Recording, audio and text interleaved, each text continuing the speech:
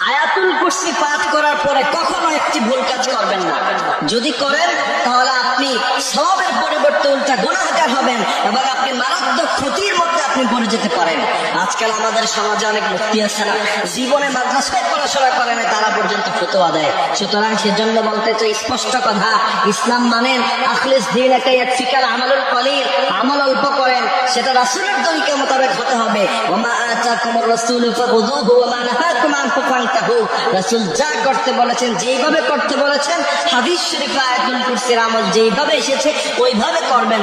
এছাড়া যদি বিকল্প রাস্তায় আয়াতুল কুরসির আমল করেন, এই আয়াতের যত ফজিলত, এই আয়াতের যত গুরুত্ব, উল্টা কিন্তু আপনি এর চাইতে বড় বিপদের মধ্যে আপনি পড়ে যাবেন। আয়াতুল কুরসি হলো কোরআনে কারীমের সবচেয়ে গুরুত্বপূর্ণ অংশ, সবচেয়ে গুরুত্বপূর্ণ আয়াত।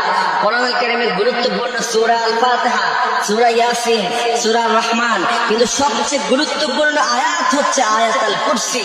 আপনি যদি আয়াতুল কুরসি পড়ে আপনি যদি শরীরে ফু দেন, আপনার শরীর মুহূর্তের মধ্যেই বন্ধ হয়ে যাবে। আয়াতুল কুরসি পাঠ করে আপনি জঙ্গল দিয়ে হেঁটে যান, জিন আপনাকে আক্রমণ করতে পারবে না। আয়াতুল কুরসি পরে আপনি মাগরিবের পরে ঘর থেকে বের হন, দুষ্ট জিন আপনাকে আক্রমণ করতে পারবে না। ছোট বাচ্চাকে আয়াতুল কুরসি করে ফু দিয়ে রাখেন, ওই বাচ্চার উপরে কোনো বদনজর পড়বে না। এমন করে হাজার উপকারিতা আছে আয়াতুল কুরসি। কিন্তু বিশ্বনবী সাল্লাল্লাহু আলাইহি ওয়াসাল্লাম যেই আমলটা যেই সুন্দরভাবে করতে বলেছেন, বিশ্বনবী সাল্লাল্লাহু আলাইহি সাল্লামের কোন হাদিস শরীফে আমরা পাই নাই যে বিশ্বনবী সাল্লাল্লাহু আলাইহি সাল্লাম আয়াতুল কুরসি পরে বুকের মধ্যে ফু দিতে। আমরা অনেকে কোরআন তেলাওয়াত করে বুকের মধ্যে ফু দেই, আয়াতুল কুরসি পরে বুকের মধ্যে ফু দেই না। হাদিস শরীফের মধ্যে এসেছে রাসূল 4 কুল পরে হাতের মধ্যে ফু দিতেন, তারপরে গোটা শরীরের মধ্যে তিনি মেসেজ করতেন, এমনটা হাদিস শরীফের মধ্যে এসেছে। আপনি চাইলে এটা করতে পারেন।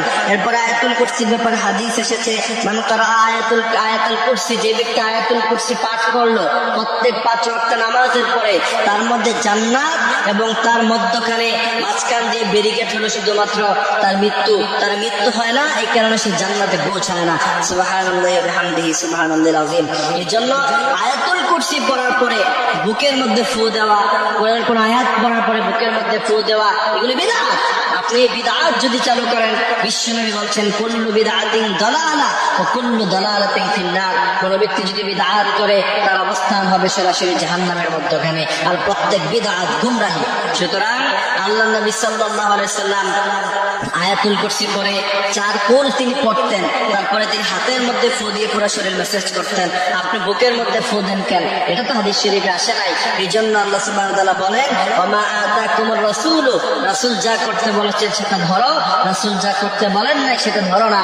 রাসূল যা কখনো করেন নাই সেই আমল আপনি কেন করবেন? এই জন্য আয়াতুল কুরসির আমলগুলি আমরা নিয়মিত পাঠ করব। আয়াতুল কুরসি প্রত্যেক ফরজ নামাজের পরে আমরা ইনশাআল্লাহ তেলাওয়াত করব। আল্লাহ সুবহানাহু ওয়া তাআলা এই আয়াতুল কুরসির ফজিলত আমাদেরকে বোঝার মতো তৌফিক তিনি দান করুক, আমিন। আয়াতুল কুরসি পাঠ করার পরে কখনো একটি ভুল কাজ করবেন না। যদি করেন তাহলে আপনি সওয়াবের পরিবর্তে উল্টা গুনাহগার হবেন এবং আপনি মারাত্মক ক্ষতির মধ্যে আপনি পড়ে যেতে পারেন।